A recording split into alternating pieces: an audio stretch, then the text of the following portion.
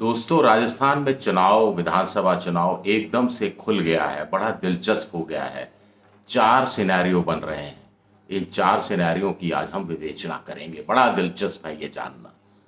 नमस्कार, मैं हूं आपका दोस्त विजय विद्रोही। आप मुझसे जुड़ चुके हैं, इसके के लिए आप सबका तहे दिल से शुक्रिया और अगले 7-8 मिनट में आपसे जुड़े रहने की कोशिश करूंगा।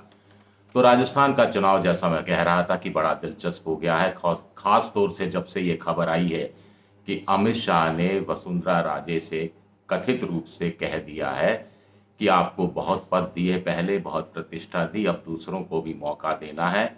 यानी उनको मुख्यमंत्री के रूप में सामने रखकर चुनाव नहीं लड़ा जाएगा। इस पर वसुंधरा खेमे से प्रतिक्रिया अधिकृत रूप से तो कोई नहीं आई है, क्योंकि खबर भी अधिकृत रूप से नहीं आई है। तो खबर की पुष्टि होने का इंतजार किया जा रहा है। लेकिन देखिए कहानी कैसे बदलती है। अभी हम बीजेपी खेमे की बात कर रहे हैं। 2018 में नारा लगता था, मोदी तुझसे बैर नहीं, लेकिन वसुंधरा तेरी खैर नहीं। और अब जब ये खबर आई है, कोमी कपूर ने इंडियन एक्सप्रेस में अपने कॉलम में जब से ये खबर छापी है, तब से वसुंधरा समर्थकों ने कहना शुरू कर दिया है, मोदी तेरी खैर नहीं, मोदी तेरी खैर नहीं, वसुंधरा तुझसे बैर नहीं। तो ये एक बड़ा परिवर्तन है। अब मुझे नहीं मालूम ये कहाँ तक जाएगा। कांग्रेस खेमे की बात करें तो अभी एक खामोशी छाई हुई है। राहुल गांधी के लौटने का इंतज़ार किया जा रहा है और उसके बाद दोनों के बीच में, सचिन पायलट और राहुल गांधी के बीच में, और हो सकता है अशोक गहलोत के साथ बातचीत कैसी होती है, नहीं होती है, सचिन पायलट क्या करते हैं, ये देखना दिलचस्प रहेगा। लेकिन सचिन पायलट के अंदरूनी सूत्रों का, बड़े नज़दीकी सूत्रों का कहना है कि सचिन पायलट कांग्रेस छोड़कर नहीं जाने वाले, कतई नहीं जाने वाले, और वो कांग्रेस में ही रहकर राहुल गांधी के आश्वासनों को ही एक तरह से चरण पादुका मानकर आगे की, अगले 6 महीने की राजनीति करते रहेंगे। तो अशोक गहलोत खेमा इस खबर से शायद खुश भी होगा, नाखुश भी होगा। खुश इस बात से होगा कि वो कांग्रेस छोड़ के नहीं जाएंगे, तो अशोक गहलोत के साथ मिलकर कांग्रेस को जिताने की कोशिश करेंगे। नाखुश ये होगा कि वो सोच रहे थे अशोक गहलोत की पार्टी छोड़ देंगे, कांटा निकल जाएगा, तो अपने हिसाब से नए तरीके से राजनीति, नए समीकरण बैठाने की कोशिश करेंगे। वसुंधरा अगर नाराज रहती है तो ये अशोक गहलोत गुट के लिए खुशी की खबर होगी कि नाराज वसुंधरा की नाराजगी का ठीकरा बीजेपी पर ही फूटेगा और बीजेपी को ही वो चुनाव में नुकसान प्रत्यक्ष या अप्रत्यक्ष रूप से पहुंचाने की कोशिश करेंगी, या नुकसान स्वतः ही हो जाएगा। एक तीसरा है कि हनुमान बेनीवाल बहुत सक्रिय हो गए हैं। 200 विधानसभाओं सीटों पर चुनाव लड़ने की बात हो रही है। वसुंधरा और अशोक गहलोत को बहन भाई का आपसी प्यार, आपसी दोस्ती बताते हुए तंज कसने पर आ गए हैं अरविंद केजरीवाल, और वो भी कह रहे हैं 200 सीटों पर चुनाव लड़ेंगे।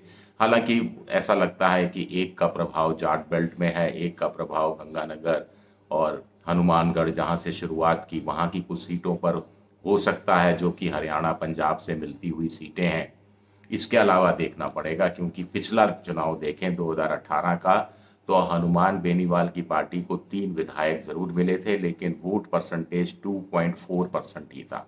अरविंद केजरीवाल के तो सब तमाम उम्मीदवारों की जमानत ही जब्त हो गई थी, और शायद 0.05 या पता नहीं इससे भी कम, कहीं नोटा से भी कम था या नहीं था, मुझे पता नहीं, लेकिन नेग्लिजिबल वोट मिला था। तो खैर, हम कांग्रेस और बीजेपी की बात कर रहे हैं। मुख्य रूप से 2 खिलाड़ी हैं। दोनों मिलकर 80% वोट लेते रहे हैं, और 20% वोट ही निर्दलियों को, बागियों को और छोटी पार्टियों को, जिसमें वाम मोर्चा भी है, जिसमें भारतीय ट्राइबल पार्टी भी है, जिसमें आरएलडी भी है, जिसमें बहुजन समाज पार्टी भी है, जिसमें जनता दल भी है, जिसमें हनुमान बेनीवाल की पार्टी भी है, और अब इसमें आम आदमी पार्टी भी शामिल हो जाएगी। इनके हिस्से में ये वोट आता रहा है। ये वोट अचानक साइजेबल हो जाएगा और बढ़ के 30-40% हो जाएगा, ऐसा कहीं लगता नहीं है। तो मुख्य रूप से मुकाबला बीजेपी और कांग्रेस के बीच है, और 4 सिनेरियो बनते हैं। पहला सिनेरियो, कांग्रेस एकजुट होकर चुनाव लड़े, यानी अशोक गहलोत और सचिन पायलट आपस में मिलकर चुनाव लड़े कांग्रेस के लिए। और उधर बीजेपी खेमा भी एकजुट होकर चुनाव लड़े, प्रधानमंत्री नरेंद्र मोदी के चेहरे को सामने रखकर चुनाव लड़े। पहला सिनेरियो। दूसरा सिनेरियो, कांग्रेस में अशोक गहलोत अलग, सचिन पायलट अलग। बीजेपी में शेष बीजेपी अलग, वसुंधरा राजे अलग। तीसरा सिनेरियो, कांग्रेस एकजुट हो, यानी सचिन पायलट और गहलोत हाथ में हाथ डाले एक साथ हो, और उधर बीजेपी में वसुंधरा नाराज हो और बीजेपी का दूसरा खेमा अलग अपनी खिचड़ी पका रहा हो। चौथा सिनेरियो, कांग्रेस में अशोक गहलोत और सचिन पायलट अपनी अलग अलग खिचड़ी पका रहे हों और उधर बीजेपी एकजुट हो, यानी नरेंद्र मोदी के नेतृत्व में चुनाव लड़ा जाए और वसुंधरा राजे भी मान जाए। ये चार सिनेरियो हैं और चार सिनेरियो के हिसाब से ही चार अलग अलग तरीके के नतीजे आ सकते हैं मोटे तौर पर। लेकिन एक तरफा चुनाव हो जाएगा, कांग्रेस 20 पर सिमट जाएगी, ऐसी स्थिति कुल मिलाकर आज की तारीख में नहीं लग रही। सर्वे भी यही बता रहे हैं। हालांकि कोई भी सर्वे कांग्रेस को उस रूप में जिताता हुआ नहीं दिख रहा। कुल मिलाकर सम्मानजनक हार की आज की तारीख में बात हो रही है, लेकिन ये भी कांग्रेस के लिए एक बड़ी उपलब्धि है इस स्थिति को देखते हुए कि सचिन पायलट का मसला निर्णायक रूप से अभी सुलझा नहीं है, एक, और दूसरा अभी चुनाव 6 महीने 5 महीने दूर है, दो। तो अब बड़ा दिलचस्प हो गया है चुनाव, और देखना दिलचस्प, ये भी बहुत ज़्यादा दिलचस्पी से देखना होगा कि इसका ओवरऑल इम्पैक्ट क्या पड़ता है। अगले 2-3 महीने में 2-3 चीज़ें तय होंगी। पहली चीज़ तो ये कि प्रधानमंत्री के नेतृत्व में ही चुनाव लड़ा जाता है या वसुंधरा राजे को मुख्यमंत्री का चेहरा घोषित किया जाता है। ये देखना बेहद बेहद दिलचस्प होगा। बीजेपी की सारी नीति रणनीति इस पर निर्भर करेगी और बीजेपी की हार जीत भी कुछ लोग कह रहे हैं इस पर निर्भर करेगी।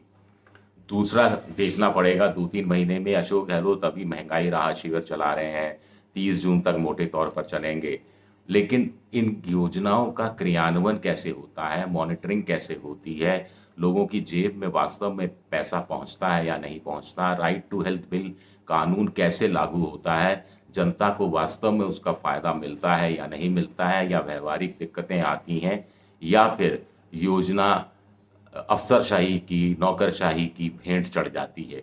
ये देखना बेहद दिलचस्प होगा, क्योंकि फिर वोट उसी रूप में ट्रांसलेट होगा। क्योंकि मोदी जी के लाभार्थी अपनी जगह हैं, मोदी जी के लाभार्थियों की संख्या बहुत ज़्यादा है राजस्थान में भी अन्य राज्यों की तरह, और अशोक गहलोत के लाभार्थी अभी नए नए हैं। हालांकि पहले भी अशोक गहलोत इस तरह की योजनाएं चलाते रहे, लेकिन पहली बार घोषित रूप से, विधिवत घोषित रूप से कि ये हमारे लाभार्थी हैं। दोनों के पास अपने अपने लाभार्थियों का डाटा है, मोबाइल नंबर है, ईमेल भी होगा, सब एड्रेस सब कुछ है। तो और सोशल मीडिया का इस्तेमाल दोनों कर सकते हैं, आईटी सेल दोनों के पास है, व्हाट्सएप ग्रुप दोनों बना सकते हैं, इंस्टाग्राम और तमाम चीज़ों का सहारा दोनों ले सकते हैं। दोनों ने प्रोफेशनल एजेंसियां भी एक तरह से हायर की है। बीजेपी तो खुद अब एक प्रोफेशनल एजेंसियां हायर कर करके खुद एक प्रोफेशनल बॉडी हो गई है। और अब ये देखना, एक तो ये देखना दिलचस्प रहेगा, और एक और चीज़ पर गौर करना पड़ेगा।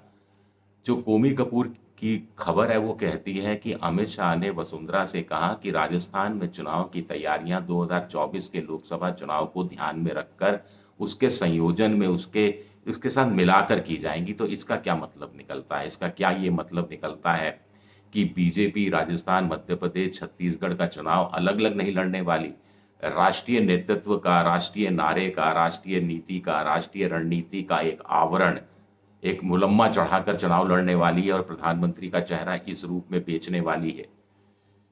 क्या ये कांग्रेस का स्थानीय छत्रप, स्थानीय नारा, स्थानीय अस्मिता, स्थानीय राजनीति, स्थानीय योजनाएं, स्थानीय विकास की अवधारणा का जो एक हिमाचल और कर्नाटक में किया गया सफल प्रयोग है, उसका ये तोड़ है? ये भी अपने आप में देखना दिलचस्प होगा। क्योंकि एक बात बेहद दिलचस्प है, कुछ लोग कहते हैं कांग्रेस ने जीत का फॉर्मूला निकाल लिया। ज़रूर निकाल लिया है हिमाचल और कर्नाटक में, लेकिन दोनों जगह कांग्रेस सत्ता में नहीं थी, विपक्ष में थी। तो विपक्ष में रहते हुए कैसी रणनीति अपनाई जाए जिससे कि आप सत्ता में आ जाएं। ये फॉर्मूला तो निकाल लिया जिसका फायदा मध्य प्रदेश में कांग्रेस को हो सकता है, लेकिन राजस्थान और छत्तीसगढ़ में तो सरकार है, सत्ता में है, तो यहाँ क्या यही फॉर्मूला चलेगा? इस फॉर्मूले को थोड़ा सा ट्विस्ट करना पड़ेगा। छत्तीसगढ़ के लिए जरूर कहा जा रहा है कि भूपेश बघेल बिल्कुल सुरक्षित है। वहाँ पिछली बार 3/4 से ज़्यादा बहुमत मिला था उनको। कुल मिलाकर 90 में से 65 सीटें कुछ मिली थी और बीजेपी के हाथ में 15 सीटें ही आई थी। लेकिन राजस्थान दिलचस्प है। राजस्थान में 93 से लेकर अब तक 5 साल बाद सरकारें भी बदलती रही हैं हर बार, तो रिवाज कायम रहता है सरकार बदलने का या रिवाज बदल जाता है। ये अपने आप में दिलचस्प है, क्योंकि रिवाज कायम रहा कर्नाटक में, रिवाज कायम रहा हिमाचल में। क्या ये धारा मोड़ देंगे अशोक गहलोत? नाव पर तो सवार हैं अशोक गहलोत, मझधार में तो है राजनीति की। एक चप्पू चलाने वाला और सचिन पायलट के रूप में मिल गया तो क्या कुछ कमाल हो जाएगा, ये देखना दिलचस्प रहेगा। और इस नारे पर भी नजर रहेगी कि ये नारा परवान चढ़ता है या बीजेपी वक्त रहते संभल जाती है। फिर मैं नारा बदला हुआ नारा बता रहा हूं, वसुंधरा तुझसे बैर नहीं, लेकिन मोदी तेरी खैर नहीं। ये जो नया नारा अभी बहुत धीरे धीरे उठ रहा है, ये अपने आप में बीजेपी के लिए डराने वाला नारा होना चाहिए। शुक्रिया मेरा वीडियो देखने के लिए। पसंद आए तो लाइक कीजिए, सब्सक्राइब कीजिए, शेयर कीजिए और घंटी जैसी आकृति बेल आइकन दबा दीजिए, ताकि नया वीडियो आए तो तत्काल आपको इसकी जानकारी मिल जाए। विजय विद्रोही 7 के नाम से इंस्टाग्राम पर हूँ, विद्रोही 7 के नाम से ट्विटर पर हूँ और विजय विद्रोही पेज है मेरा फेसबुक पर। शुक्रिया, बहुत बहुत शुक्रिया।